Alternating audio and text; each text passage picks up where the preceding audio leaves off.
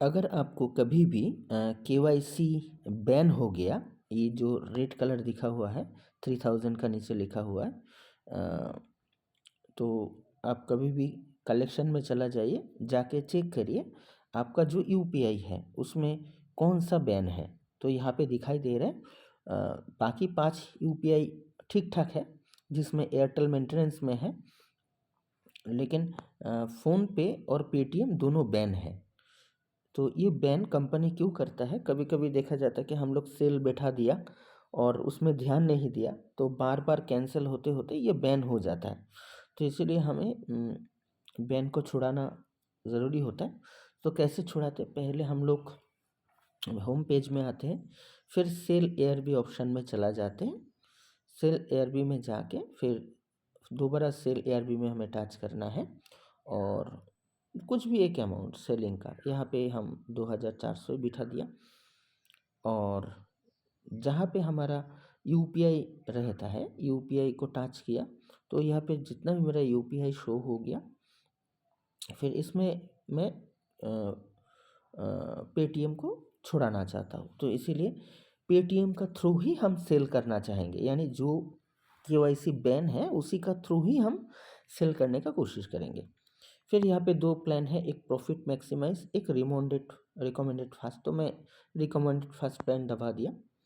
फिर हम cell option दबाएंगे, जैसे दबाएंगे मेरा सामने अनडिसेबल ऑप्शन आएगा, कभी कभी अनबैन भी लिखा रहेगा ये पीला कलर में, हमें उसी को टच करना है। जैसे हम टच करेंगे देखेंगे कि मेरा जो यूपीआई है उसमें कितना रुपया हमें पेमेंट करना पड़ेगा।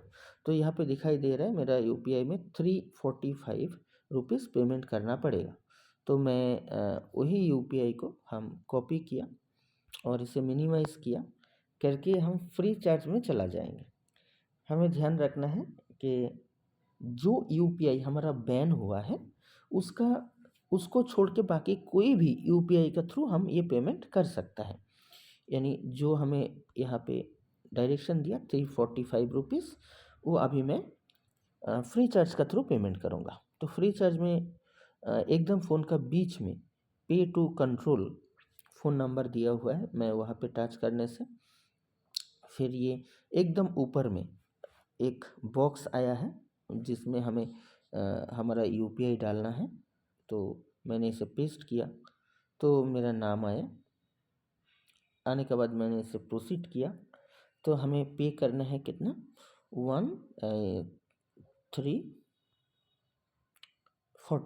345 रुपीज़ हमें पे करना है, 345। कोई भी बैंक से हम पेमेंट कर सकते हैं, इसमें कोई क्राइटेरिया नहीं है। खाली ये ध्यान में रखना है कि जो बैंक हमारा वहाँ पे सेट है, यानी पेटीएम में उसी बैंक से पेमेंट, सेम बैंक से पेमेंट नहीं होगा। तो यहाँ पे हमें सीधा चला जाना है मैनेज में यहाँ पे ऑलरेडी लॉग आउट हुआ होके खड़ा है, तो हमें लॉगिन कर लेना है। कभी भी अगर हम लोग काम करेंगे तो एयरटेल, पेटीएम और ये फ़ोनपे तीनों लॉगिन लॉग आउट होता है, लेकिन मोबीक्विक और हमारा फ्री चार्ज ये कभी भी लॉग आउट नहीं होता है। तो एकदम फ़ोन का लेफ्ट साइड बाएं साइड में ऊपर कॉर्नर में एनरॉय जहाँ पे लिखा हुआ है एनआर, वहाँ पे मैं टच करूँगा। तो यहाँ पे स्लाइस अकाउंट मेरा सिलेक्टेड है, तो ठीक है, मैं यूनियन बैंक से भेज रहा हूँ और जाएगा स्लाइस बैंक में। तो अभी मुझे पे करना है। अगर पे हो गया तो वो केवाईसी छूट जाएगा। तो ये टेक्निकल कोई इशू है जिसका वजह से ये पेमेंट नहीं हुआ। तो मैं इधर का बैंक चेंज करके देखता हूँ कि हो सकता है कि हमारा इधर का जो बैंक है इसका लिमिट में कोई प्रॉब्लम है, या फिर इधर में जो बैंक है इसमें कोई प्रॉब्लम है। तो यहाँ पे मैं फिर जो इसको मैनेज करूँगा, स्लाइस को छोड़ के मैं एयरटेल बना देता हूँ। बैंक मैंने चेंज कर दिया, चेंज करके फिर दोबारा मैं पेमेंट करने का कोशिश करूँगा। हाँ, अभी पेमेंट मेरा हो गया है। मुझे अभी इधर में आ जाना है, एयर वॉलेट में आना है।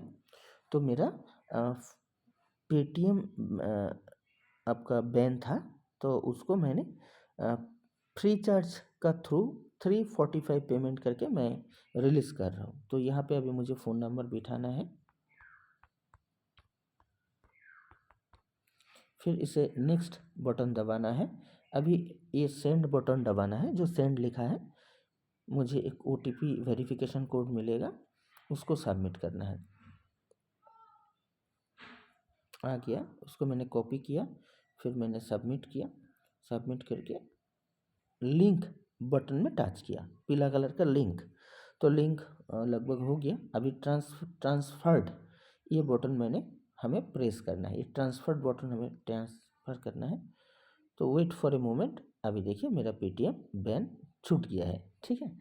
तो अभी मैं इसे सेल करूँगा दोबारा, ये देखिए नॉर्मल हो गया, अभी मेरा सेल बैठ गया।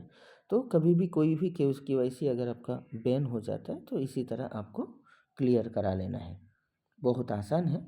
अभी आपका 1 KYC हो, 2 हो, 3 हो, कितना भी बैन क्यों ना हो, आप 2-4 मिनट के अंदर ही बैन को छुड़ा सकेंगे।